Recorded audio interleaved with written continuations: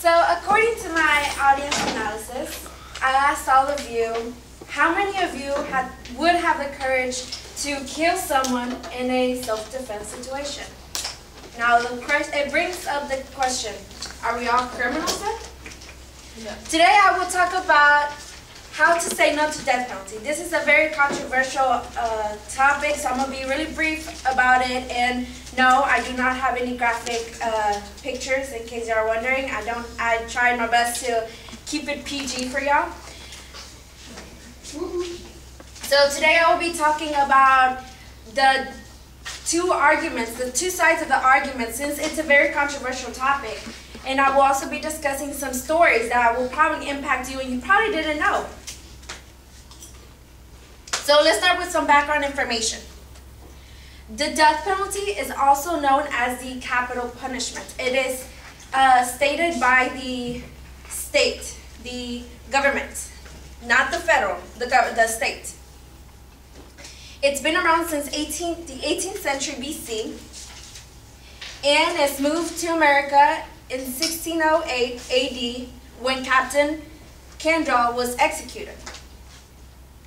Here are some execution methods. However, I will just focus on the ones that are legal here in Texas, which is the hanging, lethal injection, the electrocution, and the gas chamber, which I think is very, very crucial, and it's the worst way to die since it's very slowly.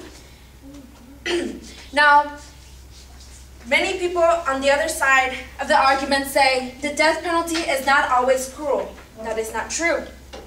This man, Zacharias Mazzui, was part of the plotting attack in 9/11. Many of you thought that all the people that was planning on the 9/11 died, right? That they were executed. No, this guy is actually still alive, and he is in prison in life without parole, meaning that he is set aside in a concrete cell, has no access to other inmates, rarely contacts with any ward, and he can only see nothing of the outside world except a tiny silver sky. And this was his life. Now, I'm going to ask you something. If you were in this guy's position, do you think this is more of a torture than death? Because the way I see it, I see that I see that death is the easy way out.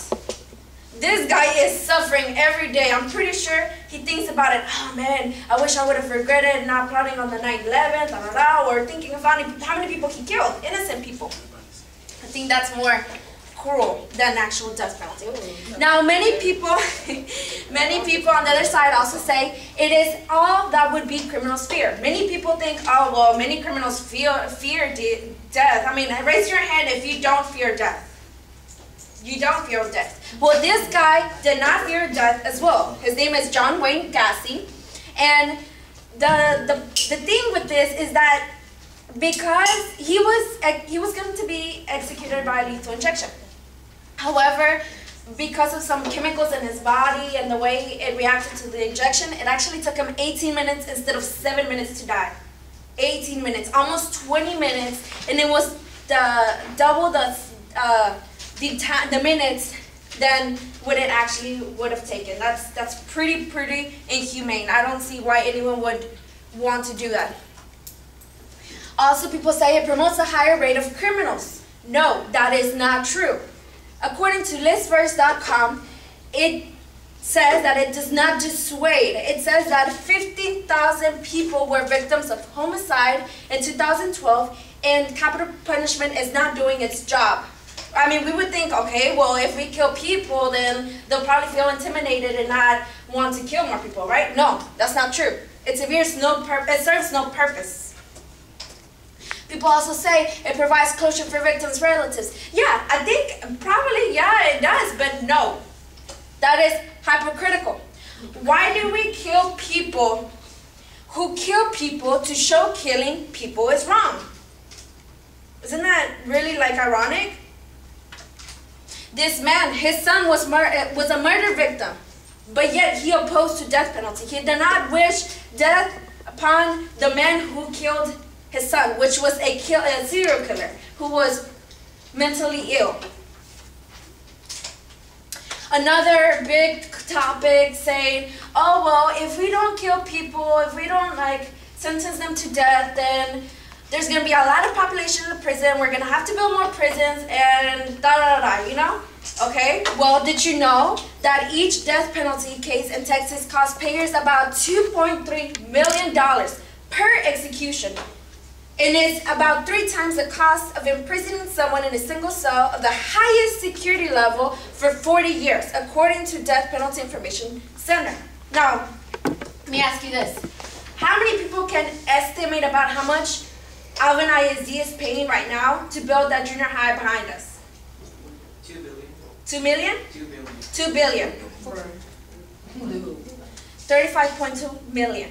That's how much it's costing us to pay that school behind us. Now, is it really worth it that we need to be killing all these people for this amount of money when we can actually be saving it to build more schools? I mean, come on now, we're populated, we have portables. Do we actually like that? No. Who hates the portables? I hate the portables.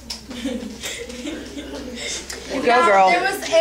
There was a poll in Pennsylvania. There were people complaining, oh my gosh, executions are so pricey, you know, taxes, da da da. So they did a poll saying about, you know, who wanted the death penalty still, and 42% still said we want the death penalty, and 54 people said life in prison. However, the numbers of years here as the percentages, and according to Dr. Eric Ling, he is a professor at the York College.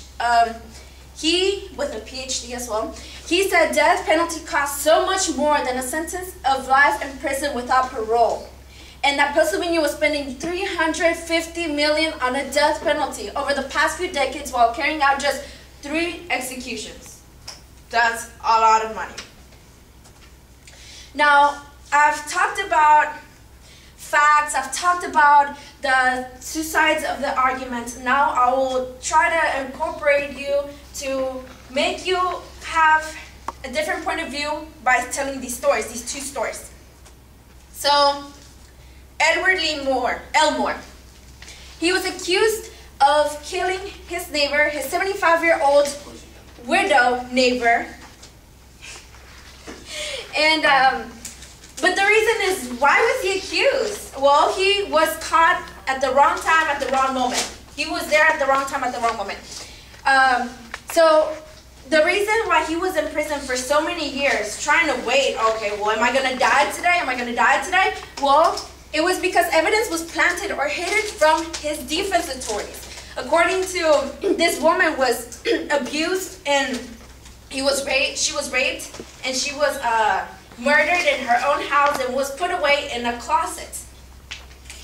He went to his house, he went to her house that one morning, the day after she was killed, and then the other neighbor went to her house as well, so she saw the scene. I mean, come on now, if you see a man, a dead woman in a house, and the man has blood in his pants because obviously he got near the woman to see what was wrong with her, you would have think, okay, well, this guy just killed her.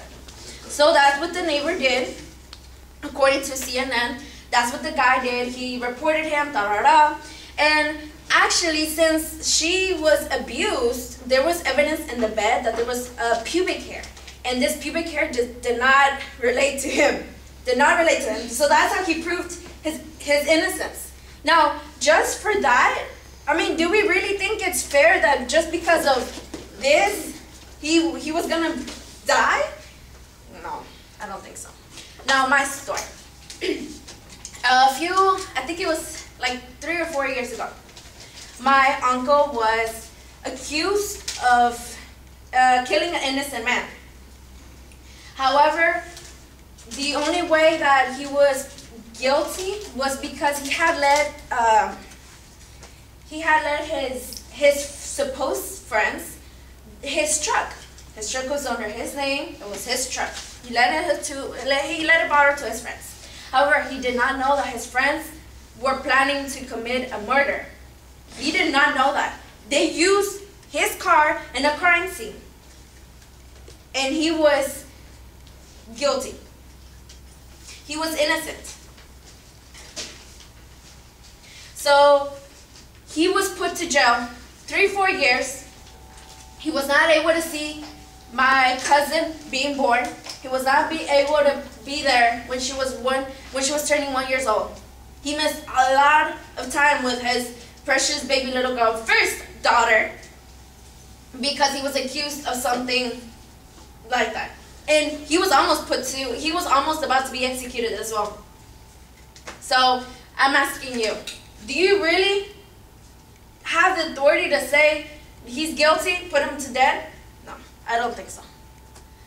Now that I've talked about all the stories, I want to update y'all with information. 2015, this year, of course, the dark blue are the states that have abolished death penalty. As you can see, there's not a lot of states still that say no to death penalty, and it's a big problem.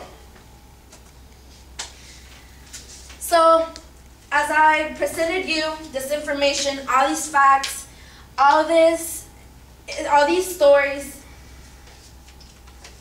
I just want to persuade you that death is not okay. You do not have the choice to say he can die and he can live. Choose to take a stand. The power is in your hand to strip the government. Choose to be fair for those who haven't. Choose to support life. Thank you. All right.